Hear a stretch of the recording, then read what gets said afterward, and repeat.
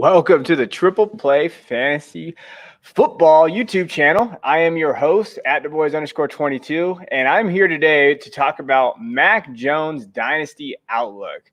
So, as we know, a lot of talk about Mac Jones going 3, didn't go 3. Where did he fall to? And he fell to the New England Patriots, which is like a perfect match made in heaven in terms of people going to hate on him. Where does he go? Where is his Dynasty outlook? And for me, I love Dynasty. That's kind of my forte. So I really wanted to break this down and look at him as a whole. I don't like necessarily to do these breakdowns prior to landing spot because I think landing spot matters, especially for quarterbacks. The most important thing I've ever heard on a podcast, kind of something I live by, is like, great teams have a plan for the people they draft. So great teams have a path for them. They know that how they're going to use them. They know, hey, this is what we can fit in their system. Great teams do that. So for sometimes when I see some prospects go to teams that we don't consider great, we consider like, hey, they have some issues. There's a reason why they're always drafting high.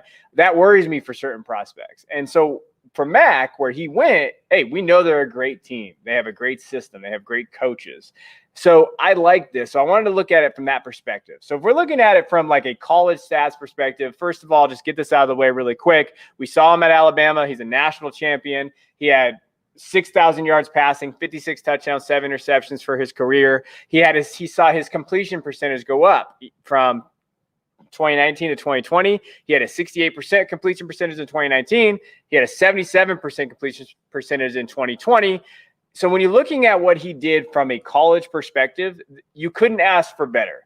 And I will be honest, as someone who does Devy, who really focuses on these guys, Mac is someone who I never really was that high on, even when he was coming out. I know a lot of other Devy guys, some other guys that are really highly respected, love him.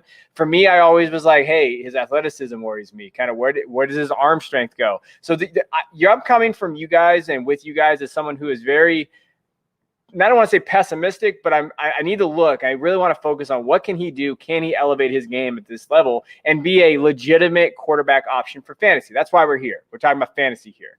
So, and he doesn't have that Konami code, right? So can he be a good enough quarterback for your guys' teams? So the thing that I think is fascinating is Bill Belichick's scouting process. So one thing that they did, they pulled this up, and this is kind of what he looks for at quarterbacks. If you haven't read the book Belichick, by the way, I know it's massive.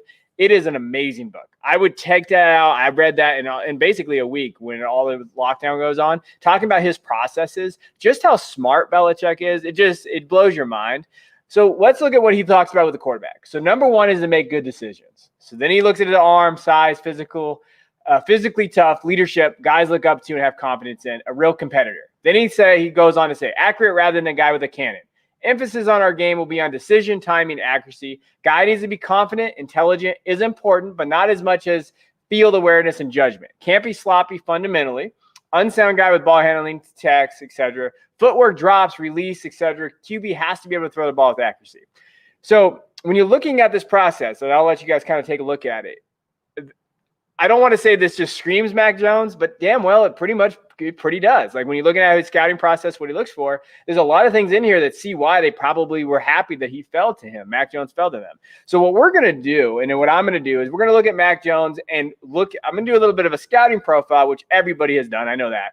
But again, we're going to look at it from Belichick's point of view, like what he's looking for, what he's seeing, plus kind of film from those things, right? So the first thing I want to look at is decision making, because that's the first thing that Belichick talks about. For me, I grade him out at an A-, but hey, you know what? When people do grades, it's kind of here or there. It's basically subjective, but I think that he does a very good job with his decision making. So let's take a look at kind of what we're looking at when we talk about decision making.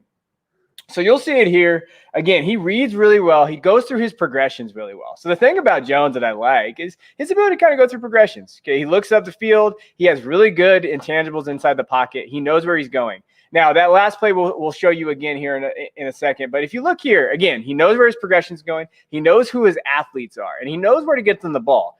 The thing about him, as we go through here and we kind of watch, is that he knows where to go. He uses his body well. He uses his eyes well. He scans the field, gets the safeties to kind of hesitate. This is the play that I wanted to point out. So pre-snap, you'll see. Okay, you're going to see him here. Pre-snap, they talk to each other. Okay, right here. You're going to see him point. So he points. They already have something pre-snap. They see something in the defense. He knows that he can beat him one-on-one. They talk. So when we're talking about decision-making, he knows where he's going with this ball. And you'll notice it here. He's already looking here. He's deep safe. He sees him coming off the corner blitz, right? He does a play action. They notice something in their film. There's something there that Mac Jones and Devonta Smith did very well here.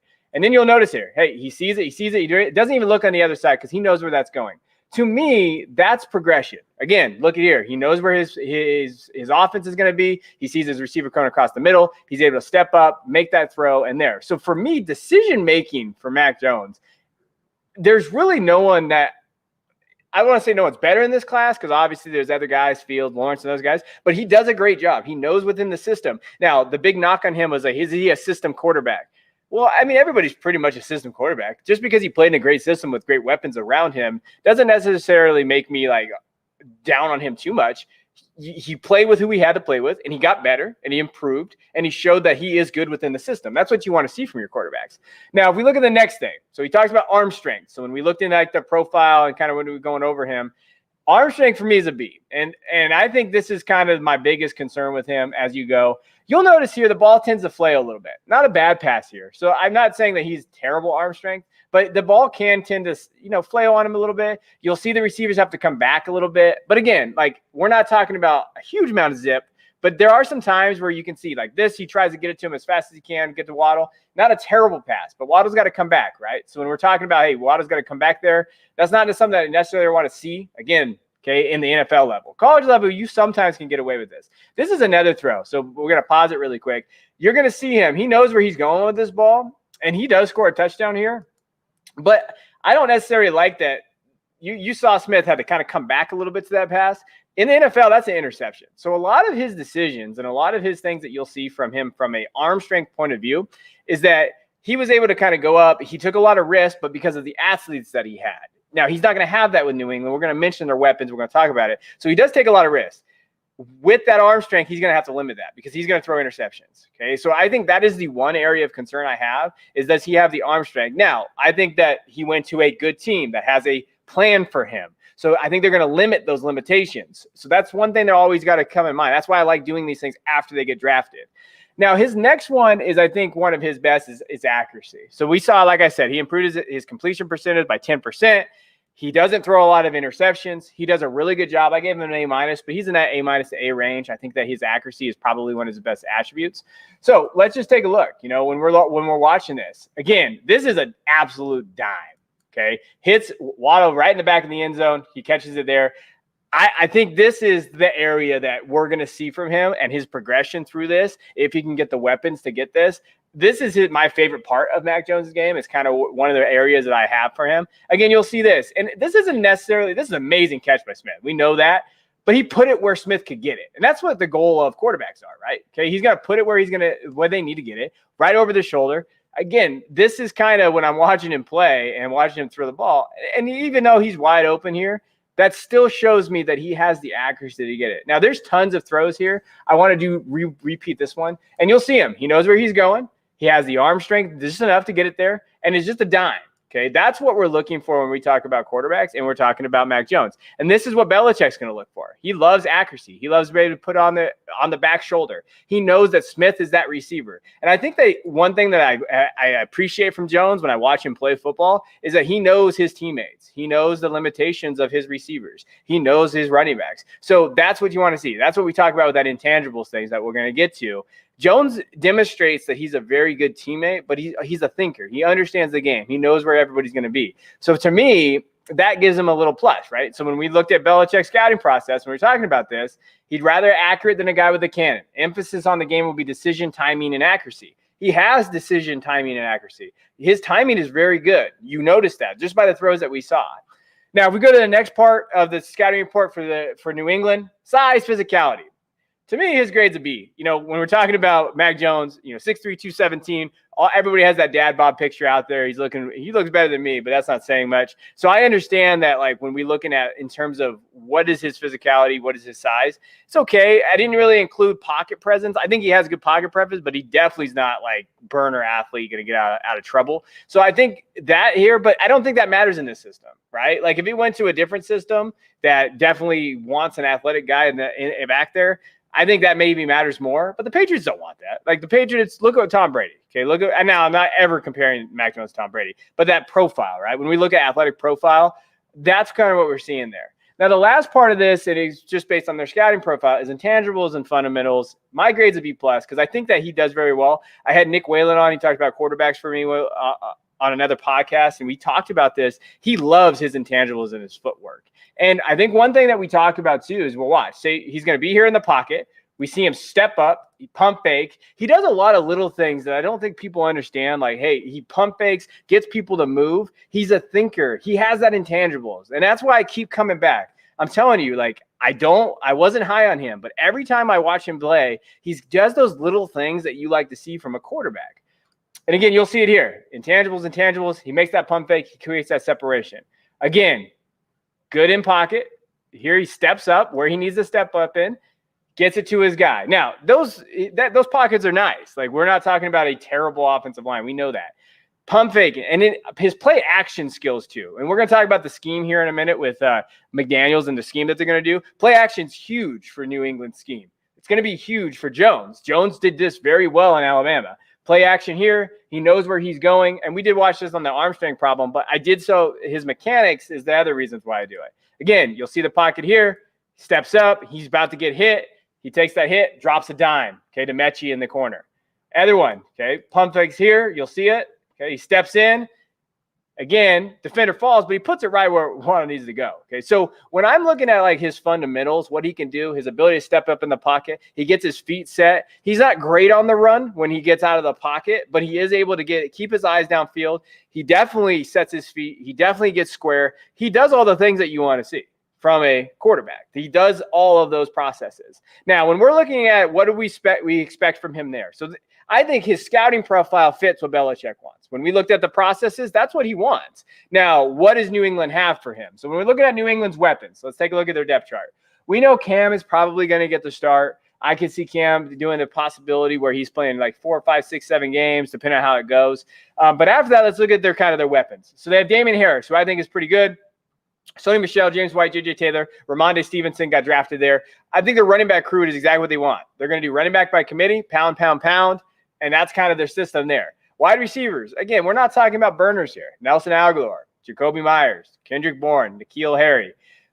There's really nothing there that's like, oh my gosh, that's something that is going to be barn burners, great wide receivers. But their tight ends, Jonnu Smith and Hunter Henry, they clearly have a plan. So the thing is that they used to run what they used to call the Joker formation. Now, if you knew this was with Aaron Hernandez and Rob Gronkowski. A lot of 2 tight end sets, Joker formations. It's kind of what you'll see also Cam used to run that with Carolina. Ron Rivera used to run the Joker formation. So you'll see this Joker formation. I think that's what they're going to do with Jonnu and Hunter Henry, create mismatches and matchups, okay, matchup issues. So Smith and Henry are going to be running this Joker formation. They got Aguilar, who had a good year last year. Jacoby, he can catch, kind of PPR formats. Kendrick Bourne, who I think is underrated. I don't know what the hell to think of N'Keal Harry. You have to tell me about that. But then they can also use James White, Sony Michel, J.J. Taylor, these other guys in different roles. I actually don't hate the weapons because I think of this guy. Josh McDaniels is one of the best offensive coaches in the league. Was he a good head coach? No, but I don't care about that right now when we're talking about this. Josh McDaniels fits his schemes very well. The number one video that you need to watch is when him and Belichick are talking about the Rams drive that they had to score a touchdown. That just shows you everything that you need to know about Josh McDaniels and what he does to put himself in position and put his players in position. They're going to do that for Mac Jones. He is the perfect coordinator for Mac Jones. Okay. Now, I'm going to go through a couple plays with McDaniels in the scheme. It's hard with their scheme because it changes based on personnel. They always do it. Can't show you Cam's. It's hard to show you Brady's because Mac Jones isn't Brady. But I will show you kind of what we're looking at here. So you're going to see a lot of play action. So the first thing I want to show you guys is the play action that they're going to run. They run a lot of crossing routes, and they give their quarterback a lot of options. So the thing that Mac Jones is going to succeed here is that they're going to give him a lot of options, and especially with these tight ends and these kind of possession wide receivers. So let's take a look at this play first. So we're going to see it here. A lot of pre-snap motion. Brady's very good at that. We know that. Jones is pretty good at that as well. You're going to see pre-snap motion, a great fake, which is exactly what Jones excelled at Alabama. And, hey, a miscatch. Okay, obviously he didn't catch it there, mispass there. But let's watch it again. So you're going to see a lot of pre-snap motion. Jones is going to have to pick up on this. He's going to have to basically use his running backs, which they have that core that we just mentioned. a lot of crossing routes, create separation, and there's a lot of skills. And what you're going to see there, and you saw that running back out of that backfield that was wide open, Jones is going to hit that guy. Okay, so when we talk about kind of what Jones is going to do, he's going to hit that guy because I believe that's where he's going to kind of make his money, dumping down, being a game manager, being smart. Now, as a fantasy outlook, I don't know. I don't know what his fantasy outlook is going to be in terms of that. But he is going to be a very good QB in terms of their system. Now, the next one I wanted to show you here is one thing they did with Brady towards the end of his career was they did a lot of 5 wide receiver sets. And they put these guys out. They got the ball out quick because he was limited in terms of what he did. Now, when I mean career with the Patriots. He was limited in terms of what the athletes they had around him, but these are the same guys that they have around him now. Like, we're not talking about the Bucs offense now. We're talking about that offense I just showed you in New England. So they're going to kind of do the same concepts, I believe. So they're going to get these guys out wide, have them do a lot of option routes, and let Mac Jones kind of get the ball out quick. And I think that's going to excel. You'll notice it here in McDaniels' system. Again, pre-snap reads. You're going to watch that a lot with the system here. You're going to see him here. Brady knows where he's going. Quick out, gets it to them. That system and those plays and what we see is going to be what we have, except you're going to have Journey Smith, Hunter Henry, these other guys there, the Joker formation, these other groups. They're going to use them all over. I'm not really that down on that offensive weapons because of McDaniels' ability to kind of set himself apart. And he's one of the best offensive minds in football. So Mac Jones is going to come in. They're going to the one thing that we're going to see is how do they use Cam? How are they going to use Mac? I think they're going to create a system for both that they know will fit both their games, but it's going to be run heavy scheme, right? So when we're thinking fantasy, QB2 to me is more of a factor than QB1. So he can be a QB2 in your leagues. I think that he can definitely have that. Now, if we're looking at his ADP right now, so his Superflex startup ADP is 63.25. So he's going as QB24. In rookie drafts and Superflex, he's going as an 11, 12-ish QB5.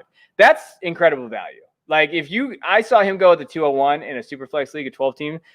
You have to draft him at that point. Like, that is too incredible value for these quarterbacks, especially with the landscape of quarterbacks going out of there. Quarterbacks matter in Superflex leagues. I don't care what anybody says. Quarterbacks do matter. You need to grab him just based on draft capital, just based on, hey, he's going to New England, just based on what we just showed you, that's everything that he has scouting profile. This is a starting quarterback. Okay. Now, in terms of where he's going around, I like to put the 3 that are going ahead of him. So Daniel Jones, Matt Ryan, Kirk Cousins. So essentially, you're looking at those kind of 3 guys there. Brady's the other one I didn't mention in here just because I understand why you would take Brady in terms of if you're competing and those type of things. So essentially, you could get him as your QB3-ish. And maybe QB2 if you're comfortable taking him as QB2. To be honest, it depends on how I'm building my team. I like Cousins. I think Ryan is going to be there. How many years of those guys got left? Jones has a lot of question marks too, right? So when we're thinking of Daniel Jones, what he's been able to do, this is probably a prove it year for him. Mac Jones is probably going to get at least 2 years to, hey, can he do this? Can he succeed in this league? So if I'm looking at it from a dynasty perspective, I think I'd rather take the shot on Mac Jones in a system that I know that he can succeed in and give me my QB2, QB3. That's my perspective from this. Now, if we're looking at like trade value, what do you want with trade value? Where is he going right now? Very recent trade value. So Mac Jones got traded for Kyle Trask, Zach Moss, and Waddle. I don't hate it. If you need a quarterback in that league, Moss and Trask to me are just are not assets that I definitely want to have on my team. Waddle is the guy that I love. I know he's my wide receiver too. If you've been following me or watching me for a while, you know that. So that's a tougher one to swallow. But again, this is a quarterback in a Superflex league. If you need one, I understand that. Here's another one that I wouldn't do. Mac Jones, Taysom Hill for Eckler. I think Eckler has top 5 running back potential in PPR leagues. So I'm not doing that deal. I would want something more a little bit back for Eckler. Can I understand it? I guess I can understand it. But if I'm getting rid of Eckler, I want something a little bit more than that. And I definitely don't want Taysom Hill on my roster. And then the other one I would do is Mac Jones for Chris Carson. In a Superflex league, guys, if you don't necessarily play in too many Superflex leagues, that is incredible. Carson's got I feel like he's a 1 more year contract kind of running back. If you're competing, that's the guy that you want. I guess I would understand if you need a running back. But if you can get Mac Jones for Chris Carson, I would absolutely do that deal. That's just something that I would basically do.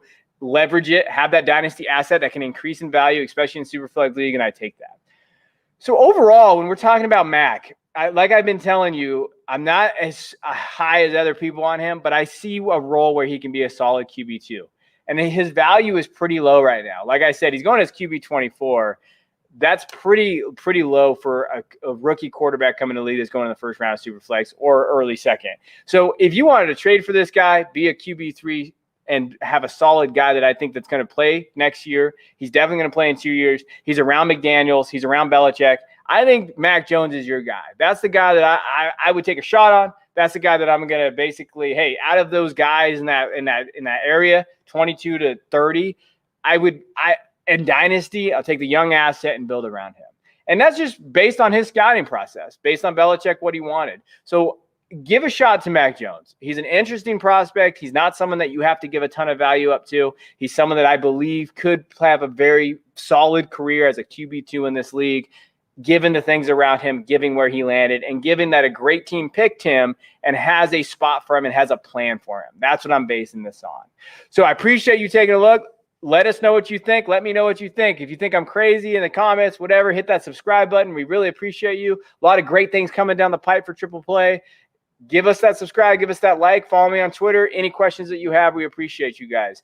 So until next time, thank you for listening.